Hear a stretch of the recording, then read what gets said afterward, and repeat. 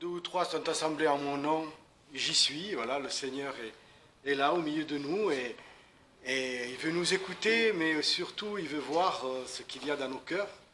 Vous savez que le Seigneur cherche des adorateurs, qu'il adore en esprit et en vérité.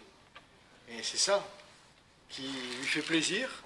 Donc aujourd'hui nous sommes là, rassemblés, bien sûr, chaque jour. Certainement nous louons, nous rendons grâce à Dieu, nous l'adorons aussi, mais ça c'est bon, individuellement ou en petit groupe familial aujourd'hui. Son église ici à Marseille, dans cette salle, est réunie, et il y a d'autres églises, heureusement. Mais nous sommes là ensemble, un corps uni en Christ pour adorer le Seigneur et adorer le Père. On va se lever, s'il vous plaît, pour notre premier chant, qui sera « Voici le jour », donc le numéro 27. J'ai averti les deux premiers chants. Le numéro 27, « Voici le jour que l'Éternel a fait ». Alors on peut l'appliquer à beaucoup de choses, à cette journée-ci, mais aussi au jour du salut, au jour du retour, au jour de la grâce. Voilà, donc voici le jour que le Seigneur a fait.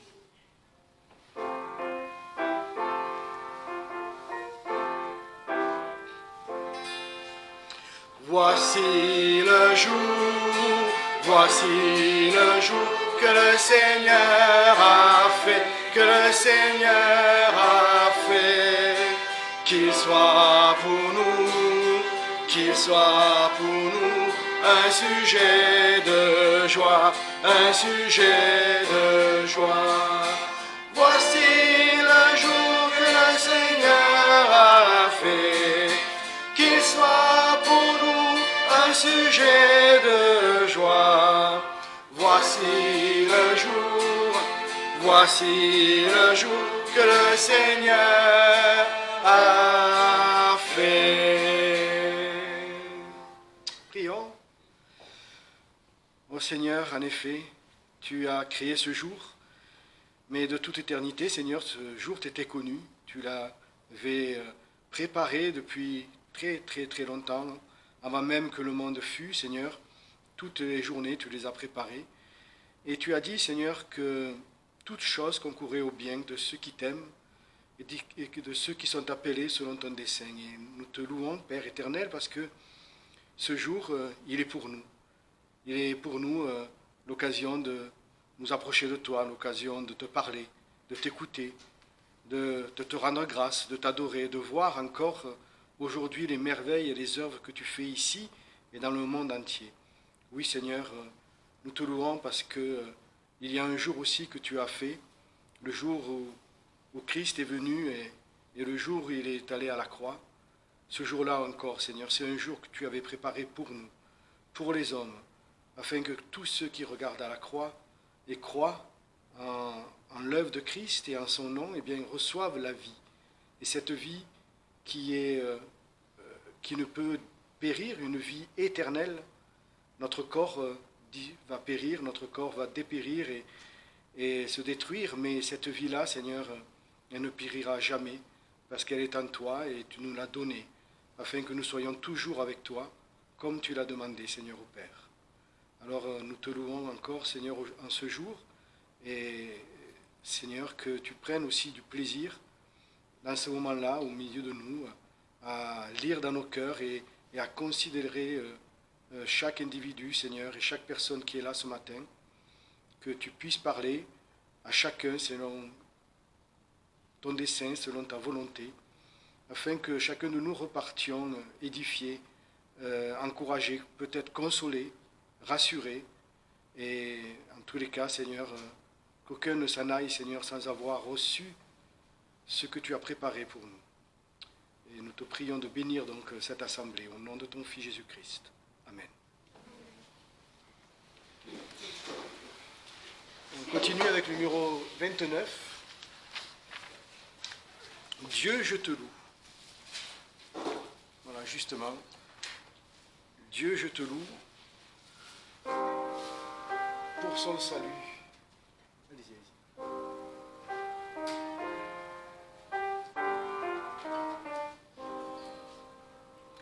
Dieu, je te loue, car tu m'as répondu, et tu m'as envoyé ton salut. Dieu, je te loue, car tu m'as répondu, et tu m'as envoyé ton salut. Pierre rejetée par la main des ouvriers, elle est devenue la pierre d'angle divin envoyée par les hommes méprisés. Il est devenu le premier. Voici le jour que Dieu a fait, crions dans la joie et l'allégresse. Voici le jour que Dieu a fait, chantons notre joie sans cesse. Pierre rejetée par la main des ouvriers, elle est devenue la pierre d'angle divin envoyée par les hommes méprisés. Il est devenu le premier. Il est devenu le premier. Amen. En effet, le Seigneur est le premier dans les cieux, qu'il le soit également dans nos vies. C'est ce qu'il veut, prendre la première place, avoir la première place. Il a tant de choses à nous donner. On pense à Noël, on offre des cadeaux, mais alors lui, il en a tellement. Toute l'année, il voudrait que chaque jour, voilà, ce soit le jour de fête, un jour de grâce. On va lire ce matin un passage en 1 Jean chapitre 1, le chapitre entier. 1 Jean chapitre 1.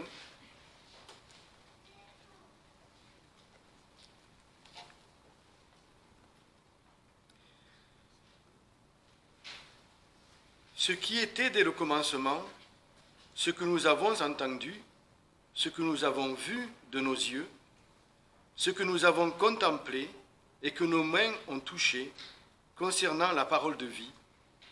Car la vie a été manifestée et nous l'avons vue, et nous en rendons témoignage, et nous vous annonçons la vie éternelle, qui était auprès du Père et qui s'est manifestée à nous. Ce que nous avons vu et entendu, nous vous l'annonçons, afin que vous ayez communion avec nous. Or, notre communion est avec le Père et avec Jésus-Christ, son Fils. Et nous vous écrivons ces choses, afin que votre joie soit parfaite. Or, le message que nous avons reçu de lui et que nous vous annonçons, c'est que Dieu est lumière, et qu'en lui, il n'y a point de ténèbres. Si nous disons que nous sommes en communion avec lui et que nous marchions dans les ténèbres, nous mentons et nous n'agissons pas selon la vérité.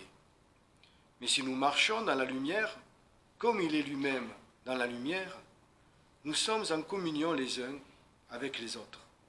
Et le sang de son Fils Jésus-Christ nous purifie de tout péché.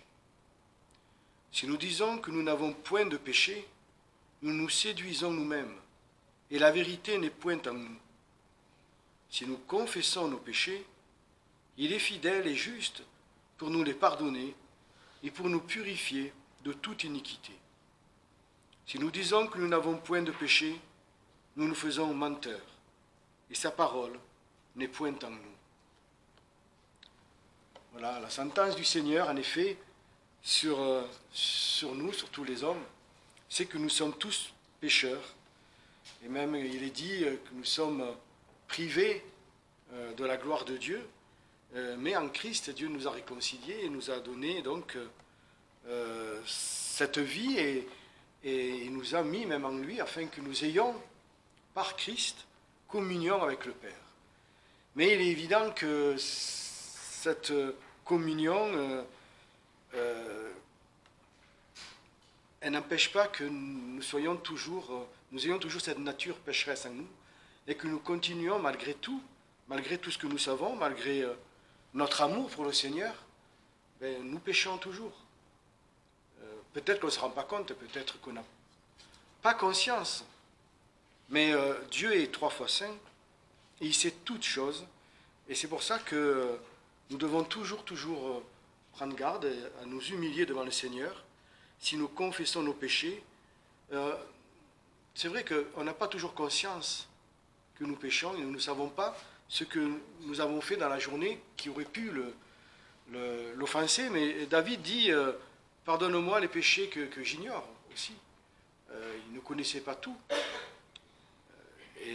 Donc, considérons que, bien que nous soyons à Christ, si nous sommes à Christ, bien que nous avons l'assurance d'être avec lui durant l'éternité, bien que nous savons qu'il est avec nous, bien que nous savons qu'il nous aime, eh bien, cependant, nous ne nous glorifions pas de ce que nous sommes, mais comme il est dit, glorifions-nous de lui, de ce que lui nous aime, et que son sang nous couvre de toute iniquité, de tout péché, tous les jours. Et il intercède pour nous également. Voilà, donc ne n'oublions pas, nous devons non seulement marcher dans la lumière comme lui est lumière afin d'être en communion avec lui, mais cela n'est possible que grâce à son sang. C'est son sang qui nous purifie de tout péché et qui nous justifie devant Dieu le Père. On va continuer donc dans les chants avec numéro 25.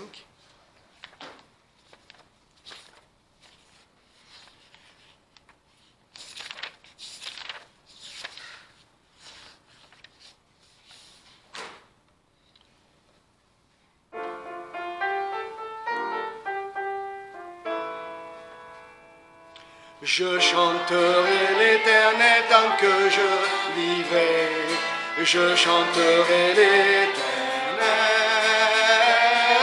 Je célébrerai mon Dieu tant que j'existerai. Je célébrerai mon Dieu. Je chanterai l'Éternel tant que je vivrai. Je chanterai l'Éternel. Je célébrerai mon Dieu tant que j'existerai. Je célébrerai mon Dieu.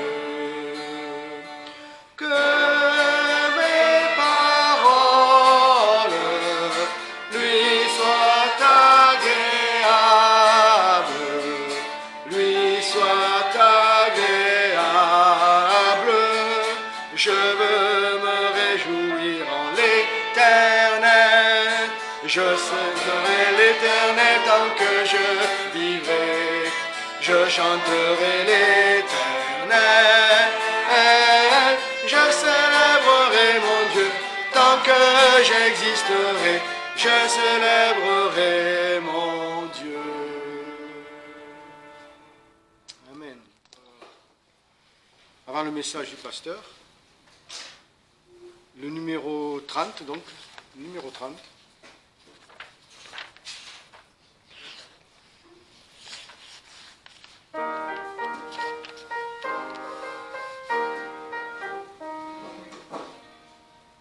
J'entrerai dans ces portes avec la joie dans mon cœur. Je viendrai louer le Seigneur. Je dirai, voici le jour que l'Éternel a fait. Qu'il soit pour nous tous un sujet de joie. Un sujet de joie, un sujet de joie. Qu'il soit pour nous tous un sujet de joie, un sujet de joie, un sujet de joie. Qu'il soit pour nous tous un sujet de joie. Amen. Amen. Gloire à Dieu. Alors, un message était prévu sur Néhémie. Et puis, en voyant et en écoutant l'Assemblée, un autre message, enfin, en tout cas un texte avec des idées qu'on va voir s'est imposé. dans ce qu'on on a entendu parler parfois d'épreuves, de larmes, mais aussi de joie. On va prendre un texte qui nous parle de tout ça, de larmes mais sur la terre et de joie dans le ciel. Pour plusieurs d'entre vous, la joie dans le ciel, vous imaginez quel texte fait référence à ça. Donc on est dans l'évangile de Luc, au chapitre 15. Une histoire qu'on connaît bien, que beaucoup de gens connaissent, c'est même une expression, c'est le fils prodigue. Voilà, le fils prodigue, c'est celui qui revient, même si on n'a pas de connaissances bibliques, même si on n'est pas religieux, même en France, beaucoup de gens connaissent ce principe du fils prodigue qui revient après avoir dilapidé tout le bien de son père. On va voir donc dans cet évangile de Luc, peut-être des choses, je vais mettre l'accent sur des choses qu'on a moins l'habitude de révéler ou de mettre en lumière. Ça ne sera pas une grande surprise, hein, on verra ce que le texte dit. Simplement, j'essaierai de mettre en lumière comme quand on est sur un chemin, il y a des gens qui marchent, puis d'autres qui regardent un peu où ils mettent les pieds et ils voient des cailloux que personne n'a vus. Donc, j'essaye d'avoir les regards toujours sur le chemin, tout en regardant où je dois aller, bien sûr. Hein. Et puis quand je vois une pierre intéressante, je la nettoie, je la sors des fois de la poussière. Donc, évangile de Luc au chapitre 15. Je vais prier, puis ensuite on va le lire ensemble. Seigneur, nous te remercions parce que tu es un Dieu vivant, un Dieu qui prend soin manifestement de tous ses enfants, un Dieu qui conduit, un Dieu qui attire à lui, parce que toi seul tu es la vérité. Ce n'est pas une dénomination qui a la vérité, ce n'est pas un dogme, c'est toi, Jésus-Christ, qui est la vérité. Et ta parole est la vérité. Alors nous te remercions de pouvoir l'ouvrir simplement ce matin et que tu nous éclaires sur ce que chacun de nous avons peut-être besoin d'entendre ou que nous avons à cœur de transmettre. Bénis ce message par ta grâce, parce que tu es un Dieu qui peut tout faire, à qui tout est possible. Alors parle précisément à chacun de nous, au nom de Jésus-Christ, et montre-nous si nous avons quelque chose à faire en retour. Amen. Voilà, tous les péagers et les gens de mauvaise vie s'approchaient de Jésus pour l'entendre. Et les pharisiens et les scribes en murmuraient et disaient « Mais cet homme reçoit des gens de mauvaise vie et mange avec eux. » Mais il leur dit cette parabole. « Quel est l'homme d'entre vous qui, ayant 100 brebis, s'il en perd une, ne laisse les 99 au désert et n'aille après celle qui est perdue jusqu'à ce qu'il l'ait trouvée, et qu'il l'ayant trouvée, ne la mette sur ses épaules avec joie.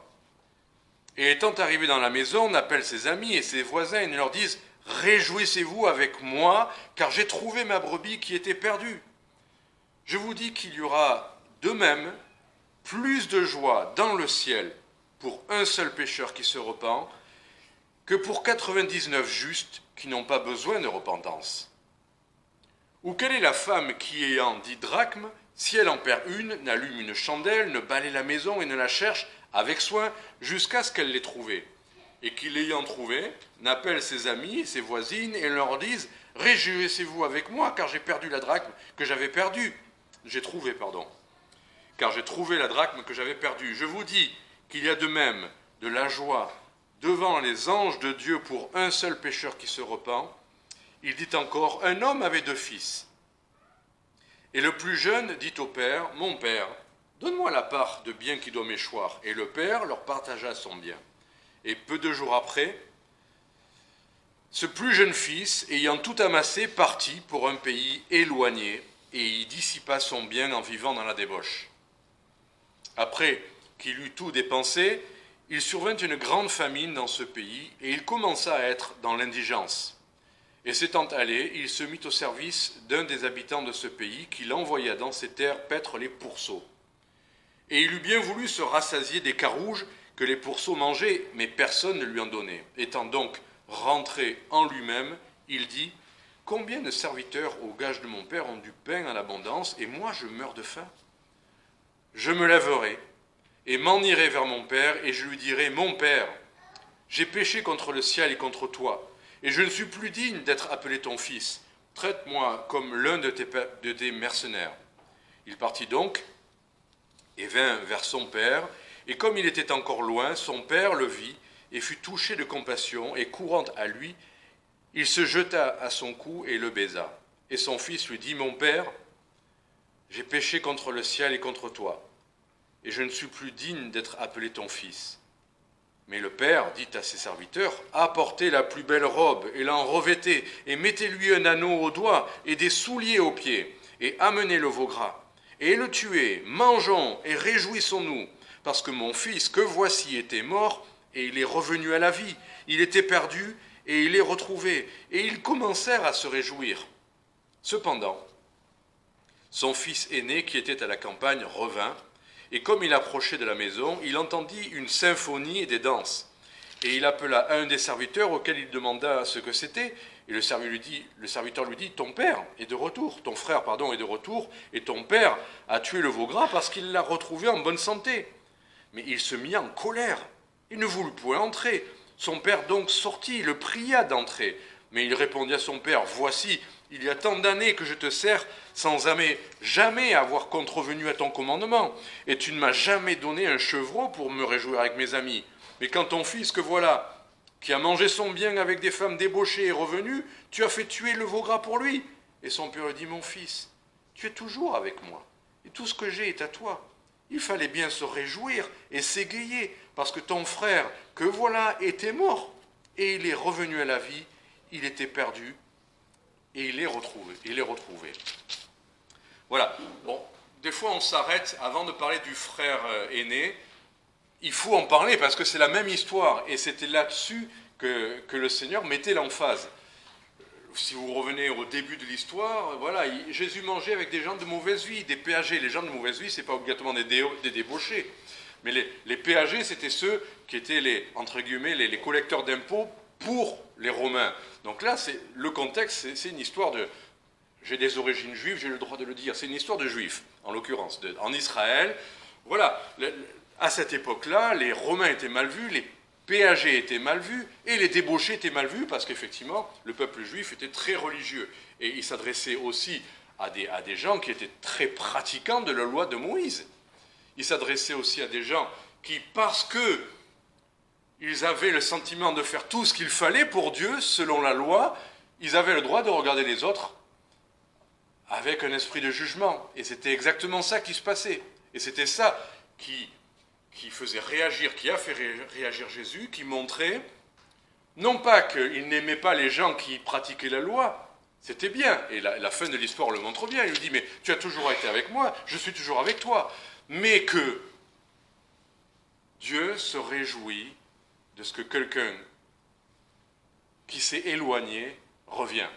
Parce que cet éloignement, c'est un éloignement, pas simplement géographique, bien sûr, vous l'avez compris, c'est un éloignement de cœur. C'est que des gens qui se sont éloignés de la manière de vivre que Dieu avait donnée, se sont éloignés de lui. C'est une personne qu'on s'éloigne quand on ne veut pas faire ce qu'il attend de nous. Donc voilà, et cette histoire nous parle bien sûr de ceux qui ne sont toujours pas contents que Jésus se soucie, comme s'ils avaient peur que d'un coup la loi soit moins sainte, ou la loi soit plus comprise. La loi reste la loi, elle est sainte, elle est parfaite. Et ceux qui s'en éloignent, et sont pécheurs. Et peut-être que vous avez remarqué, mais étonnamment, dans notre partage du culte de ce matin, qui était spontané, qui était vivant, personne n'avait rien préparé en se disant, tiens, on va faire ça, on va dire ça, on ne s'est pas coordonné. Mais il y avait des choses qui revenaient. Le Père était là, bienveillant. La notion de péché est revenue à plusieurs reprises, de se sentir pécheur, mais pas pour dire, ah, les autres sont des pécheurs, mais tout le monde s'est reconnu individuellement pécheur. Cette idée aussi d'avoir cherché pendant longtemps, d'avoir vu la vérité, de prendre position pour la vérité et se détourner de choses que Dieu ne nous a pas données dans les Écritures. Donc tout ça était là. Il y avait l'idée du péché, mais il y avait aussi l'idée de la joie qui revenait et de la reconnaissance sans cesse. Comment on peut parler de péché et se réjouir? Je ne sais pas. Enfin, comment on peut traiter... Beaucoup de gens ne veulent plus entendre parler du péché. Et là, ils entendent le mot péché, fermeture des oreilles, fermeture des yeux. Ça, on va nous culpabiliser, on va nous écraser, on va nous attraper avec ça, et alors qu'en fait, je vais dire paradoxalement, mais pas paradoxalement, devant le Seigneur, commencer les choses par ce sujet, c'est commencer à traiter le sujet que Dieu veut mettre en avant en premier. Cette histoire, évidemment, nous parle de l'amour d'un père qui est prêt toujours à accueillir, toujours à aimer. Mais il parle aussi que, et c'est l'expression qui est employée, qu'il y a plus de joie dans le ciel. Pourquoi ? Pour un pécheur qui se repent. Et franchement, moi cette semaine, quand je lisais ce texte, même si ce n'était pas le texte que j'avais préparé pour le message, quand je lisais ce texte, dans mon cœur, il y avait « Seigneur, s'il y a bien une chose qui manque actuellement dans les églises, peut-être aussi dans notre église, on peut se réjouir d'avoir des gens qui viennent, qui s'ajoutent, qui sympathisent, qui s'intéressent. On peut se réjouir de gens qui s'attachent à l'œuvre de Dieu, qui s'attachent aux Écritures, qui s'attachent à la vérité. Mais ce qui change réellement tout, ce qui va toucher le cœur de Dieu, ce qui intéresse Dieu, c'est un pécheur qui se repent. Nous, on se réjouit, ah Seigneur, on était peut-être 2 fois plus cette semaine, ou peut-être que des gens vont arriver, on sera 150, on se réjouira de... Nous, on se réjouira de ça. Mais est-ce que Dieu se réjouit de gens qui remplissent des chaises, même des gens qui ont l'air bien contents d'être là? Dieu apprécie tout ça, d'accord. Mais qu'est-ce qui touche son cœur? Qu'est-ce qui fait qu'il y a de la joie dans le ciel? Il y a de la joie sur la terre quand il y a du nombre, mais il y a de la joie dans le ciel quand un pécheur se repent. Il n'y aura pas de joie dans le ciel aujourd'hui si dans nos cœurs, on écoute, on évalue, on est d'accord avec certains points, moins d'accord avec d'autres, on apprécie, on n'apprécie pas. Bien sûr. Mais qu'est-ce qui réjouit Dieu? Et qu'est-ce qui doit nous réjouir? Et moi, qu'est-ce que j'attends? Qu'est-ce que j'espère? Plus que tout, de voir des pécheurs qui se repentent. Quand je dis moi, je dis le ciel se réjouit. Les anges, c'est ce qu'on a lu, les anges se réjouissent. Il y a de la joie dans le ciel pour un seul pécheur. Nous, on dirait, Seigneur, fais venir 100 personnes dans l'église. Et Dieu dirait, mais s'il y a un pécheur dans cette assemblée qui se repent, c'est ça, vous imaginez, qui va faire éclater la joie dans le ciel. J'attends le jour où on va se réjouir de ce qu'un pécheur se repent, de voir enfin, de goûter à cette joie céleste. Et ça ne se verra pas obligatoirement, ça ne s'entendra pas obligatoirement dans nos partages. Mais Dieu le verra, Dieu le saura, et les anges le verront, et les anges l'entendront, et se réjouiront. Je ne sais pas si vous avez remarqué, j'hésitais à y venir, mais j'ai toujours ce mot qui me revient depuis tout à l'heure. Qu'est-ce que Dieu a organisé quand il a vu son fils prodigue revenir, quand il a vu son fils qui avait dilapidé tout son bien revenir? Alors lui est venu jusqu'à lui l'a accueilli, lui l'a embrassé, il a fait tout ça. Ce n'était pas le confinement, vous voyez. Merveilleux moment, j'espère qu'on pourra le faire un de ces jours. Quand je vois tous ces visages, je me dis vivement qu'on n'y ait plus les masques et qu'on puisse faire des hugs. Les Américains font des hugs, nous les Français on reste à distance, mais des fois on aimerait bien pouvoir faire un hug, au minimum serrer la main, quoi. On est là à distance, c'est terrible. Mais Dieu n'avait pas de distance à maintenir entre son fils et lui, pourtant, qui avait mangé la nourriture et qui s'était occupé des cochons. Il ne sentait pas bon quand il est revenu. Je peux vous dire, le fils ne sentait pas bon. Et ça hier, quand j'étais dans les couloirs à attendre qu'on vienne bien chercher le sac pour ma mère, j'ai attendu, j'ai passé 2 heures, un bon moment en bas pour qu'on arrive à joindre 2 heures d'attente, planté avec mon sac. Et à un moment donné, j'ai voulu rentrer quand même dans le service. Je me suis dit, bon, je suis soumis aux autorités, soumis aux règles. Il y a écrit, c'est interdit les visites. Mais on m'a dit, si c'est pour apporter des affaires, vous avez le droit. Bon. J'y suis allé. Et puis je me suis retrouvé au milieu de plein de sacs Vous savez, les sacs, quand le soir, ils ramassent tous les vêtements, les draps et tout ça. Voilà, devant les ascenseurs, avec les 3 grandes, je ne sais pas comment ça s'appelle, mais enfin des dizaines et des dizaines de sacs, et je voyais écrit partout, Covid et tout ça. Je me suis dit, bon, j'ai fait un petit pas en arrière quand même. Je me suis dit, bon, je veux bien aller dans le service, mais là, les sacs qui ont servi à je ne sais pas à quoi, avec tous ces gens qui ont le Covid par là, en plus, il y avait un grand courant d'air qui passait, vous savez, ils font circuler l'air là. Et depuis une demi-heure, il y avait l'air qui me venait dans le visage et qui arrivait de cet endroit-là. Alors je disais, bon, Seigneur, vraiment, je suis là parce que tu m'as montré qu'il faut être là et qu'il faut être vaillant et patient et vaillant. Et bon, d'accord. Mais quand j'ai vu ces sacs-là, j'ai eu un petit moment d'hésitation et de recul. Le Père n'a eu aucun mouvement de recul, il a eu un mouvement d'attraction. Il s'est précipité dans les bras de son fils. Son fils a vécu avec des prostituées. Il y avait de quoi aussi avoir du recul. Et les juifs religieux, quand ils avaient affaire à des femmes prostituées, ils avaient un mouvement de recul. Vous vous rappelez que, bon, il y avait la femme qui devait être lapidée, mais il y avait aussi cette femme où tout le monde, quand elle était venue pleurer sur les pieds de son Seigneur et nettoyer les pieds avec ses larmes, avec ses cheveux du Seigneur Jésus, les religieux reculaient. Mais quoi, tu te laisses toucher par cette femme, c'est une prostituée, des larmes et des cheveux. Jésus n'avait pas ce recul-là. Et le Père, voyant ce fils revenir, les pourceaux, dans le judaïsme, c'est l'animal, c'est pas cachère, c'est l'animal impur. Et lui s'est occupé de pourceaux. Donc des femmes débauchées, il a dilapidé tout son bien, il a vécu au milieu de cochons, et la première chose que le Père va faire, c'est pas « va te nettoyer d'abord », c'est il le prend dans ses bras, il le serre et il l'embrasse. Là on voit l'amour du Père.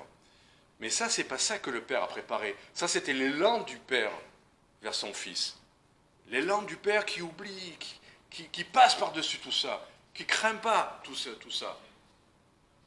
Mais après, il organise une soirée dansante, avec un bon repas, un veau gras. J'insiste sur le verset 25. On entend une symphonie, c'est le mot qui est employé. Ce sont les traductions. Enfin, on n'est pas habitué à ce mot-là, mais on entend une symphonie et des danses. Ça, c'est un peu la joie qu'il y a dans le ciel. Une symphonie.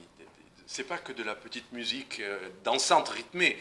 C'est beau. C'est grand. Et il y a des danses. J'attends le moment. Je ne suis pas fervent défenseur ou promoteur de la danse dans le culte. Le culte doit être avec bienséance et avec ordre.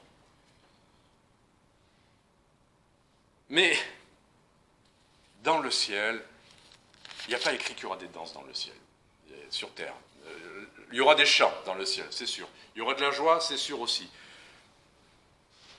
Mais cette joie, écoutez, si jamais il y a un pécheur qui se repent parmi nous et qu'il y a quelqu'un, je ne vais pas dire qu'on va organiser une soirée dansante, hein, mais franchement, ça déborde. Puisse notre joie déborder aussi, parfois. Puisse notre repentance déborder avec des larmes. On n'est pas là avec un texte d'organisation du culte, d'accord ? Il y a des règles pour l'organisation d'un culte, il n'y a pas de souci avec ça. Mais ce texte nous parle de comment Dieu voit les choses. Un pécheur qui se repent. Qu'est-ce que ça veut dire se repentir ? Le mot, là on est dans l'enseignement, le mot c'est métanoïa, changer de pensée. Méta, changer, noïa, penser. La repentance, c'est pas la flagellation, c'est pas, vous voyez, tout ce qu'on voudrait mettre dans la balance pour dire Seigneur, j'ai mal agi, alors repentance, culpabilité.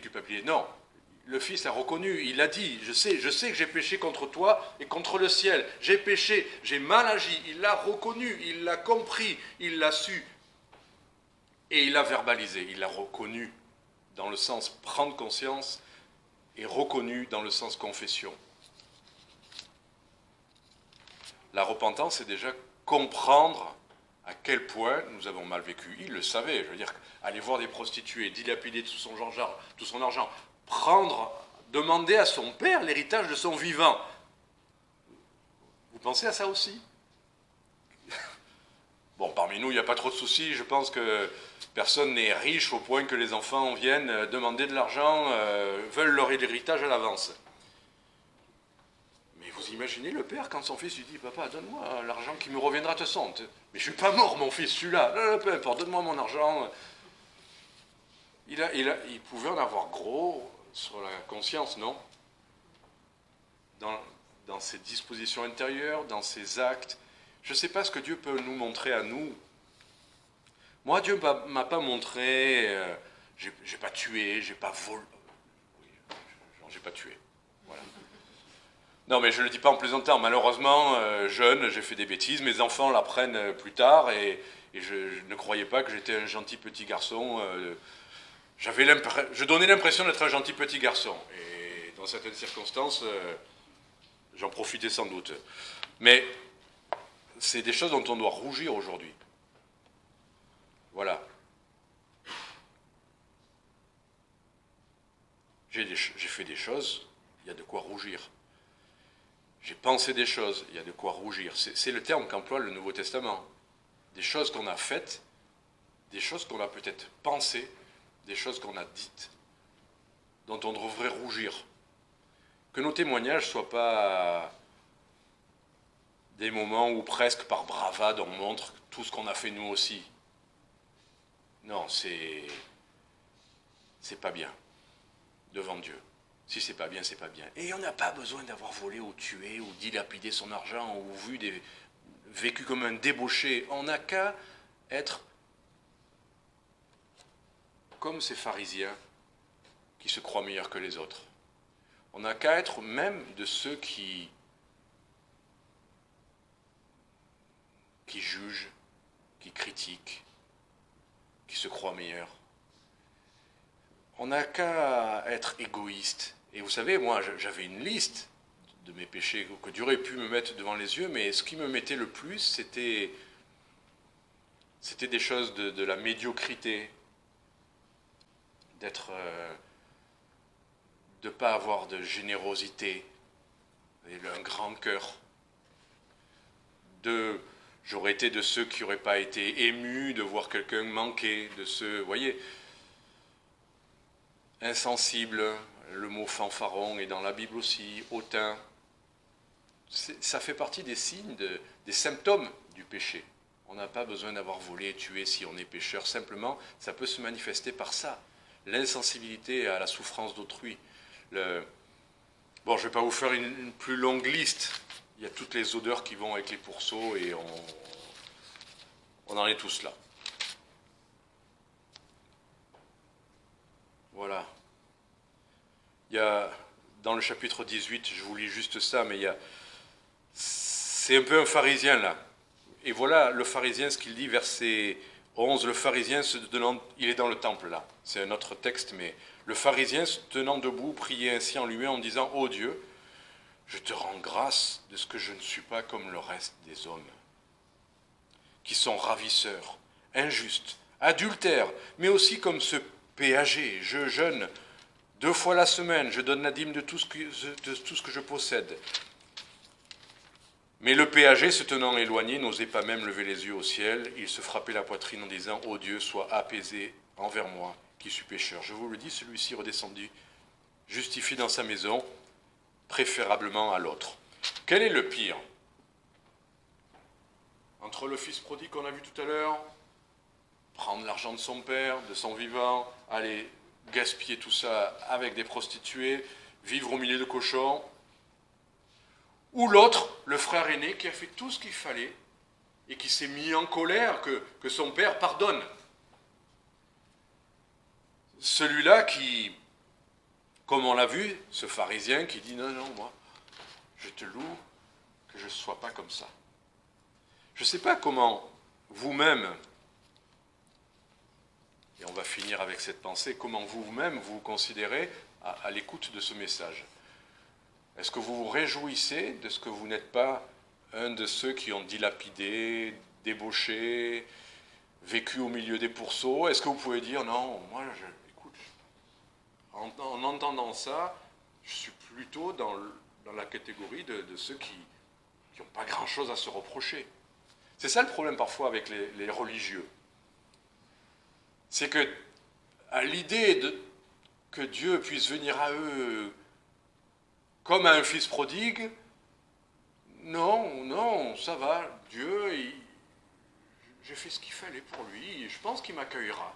Et quand on demande aux gens où vous allez quand vous serez mort, moi ça va, je crois.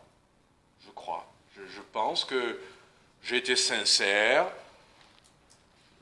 j'allais à l'église, je lisais la Bible,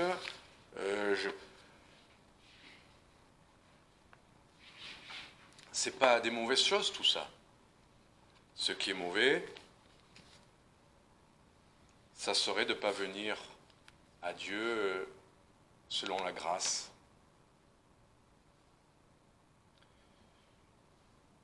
Sur terre, c'est bien d'être religieux, de lire la Bible, de donner aux gens, d'être généreux, de pratiquer. Écoutez, moi oui, j'ai fait des choses, mais si je suis pasteur aujourd'hui, c'est parce que le Seigneur m'a fait grâce. Voilà. Je suis venu un peu comme Méphibosheth, boiteux, reconnaissant mon péché. Et des fois, pour nos familles, on prie, on aimerait que nos enfants ne fassent pas de bêtises et viennent au Seigneur et le servent tout de suite. Et c'est merveilleux quand c'est le cas. Mais souvent, il faut qu'ils aient compris qui ils étaient vraiment au fond, quoi. Qu'ils ne puissent pas être des bons enfants chrétiens qui font ce qu'il faut. Parce qu'un jour, ils verront que ce n'est pas suffisant. Ce qui est suffisant, c'est soit apaiser envers moi, qui suis un pécheur.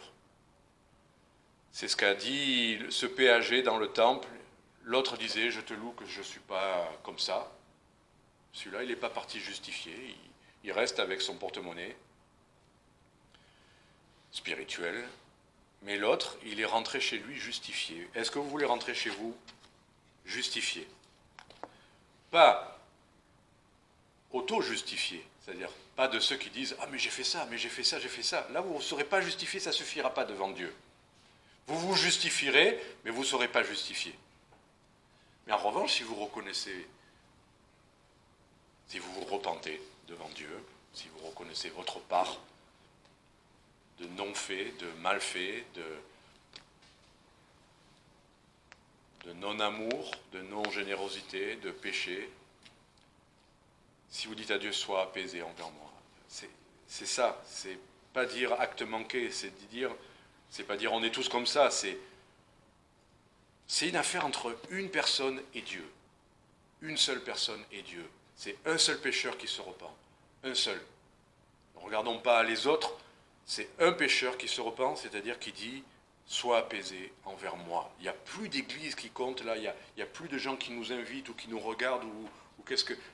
Peu importe, c'est entre Dieu et nous. La joie dans le ciel, c'est quand un homme se reconnaît là, maintenant, devant Dieu, seul, peu importe le regard, peu importe l'avis des autres, on veut être justifié, pardonné. Et là, c'est le sang de Jésus qui, seul, est la rançon. Dieu peut nous pardonner, pas parce qu'il nous aime. Il veut nous pardonner parce qu'il nous aime.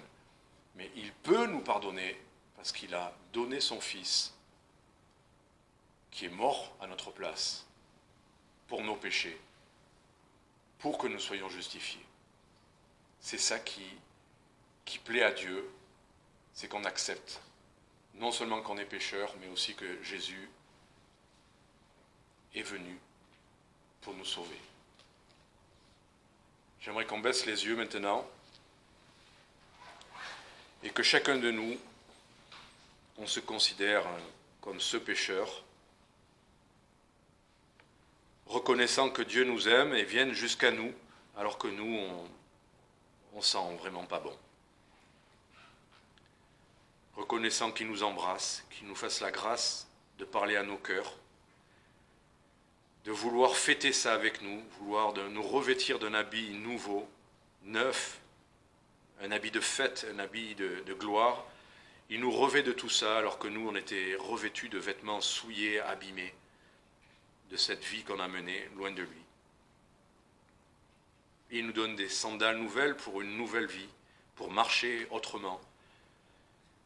Un anneau, parce qu'on lui appartient toujours, parce que malgré ce qu'on a dilapidé, il nous donnera encore plus. Là où le péché a abondé, la grâce surabonde. Et c'est ça que tu nous montres, Seigneur. Alors maintenant, si quelqu'un dans cette pièce veut être de ce pécheur, un de ces pécheurs qui se sont repentis devant Dieu, qui ont reconnu leurs fautes, qui ont vu que Jésus-Christ les aimait, mais aussi était venu pour les sauver en payant par son sang à la croix. Si vous avez compris cela, si vous le voulez, si vous n'avez pas encore tout parfaitement compris, mais que vous voulez être pardonné, que vous êtes rentré en vous-même, eh bien, dites à Dieu, oui, je veux de ce pardon. Je veux de cette vie nouvelle, je veux de cette miséricorde, je veux de cette grâce, je veux de cette joie de la fête, pas parce que je l'ai mérité, mais parce que tu m'as aimé. Dites-lui, oui, je veux être un de ces pécheurs qui se repent. Et je veux connaître cette joie qu'il y a, que je pourrais donner aux anges dans le ciel et à toi, Père.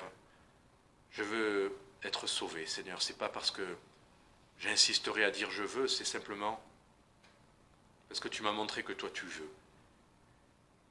Et je le veux aussi. Dites-lui, oui, je reçois ta grâce, je reçois ton pardon, je reconnais mes fautes et je veux t'accepter en moi, croire à ton évangile qui me sauve, en Jésus-Christ. Amen. C'est vers lui que nous nous tournons.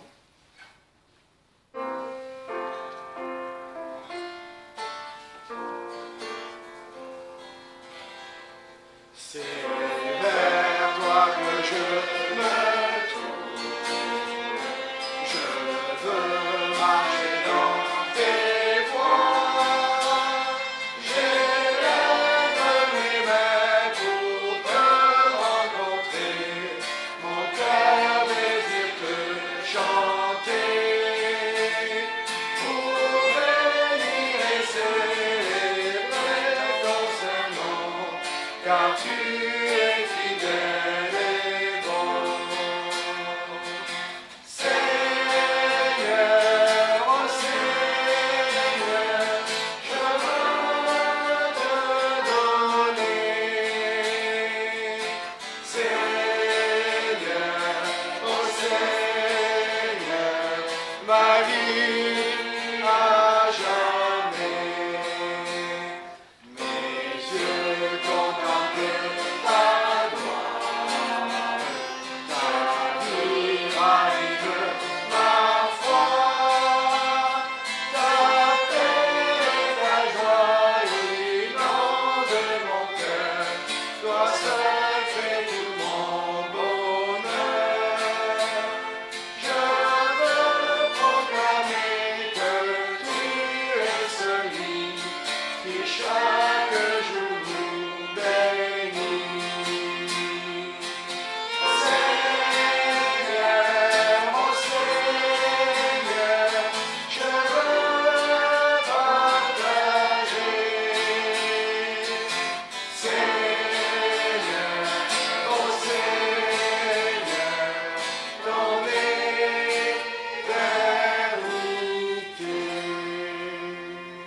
Amen. Partager l'éternité avec le Seigneur, voilà, c'est tout ce qu'il demande, tout ce qu'il veut, c'est ce que nous voulons. Eh bien, voilà, que le Seigneur vous conduise, que le Seigneur vous bénisse. Et en effet, si quelqu'un n'a pas cette assurance de passer l'éternité avec le Seigneur, eh bien voilà, il peut aujourd'hui s'approcher de lui, il peut venir dans la certitude de son amour et de son pardon, et pour recevoir et la vie, mais aussi l'assurance et la certitude de passer l'éternité avec le Seigneur. Que le Seigneur vous conduise. Bonne semaine.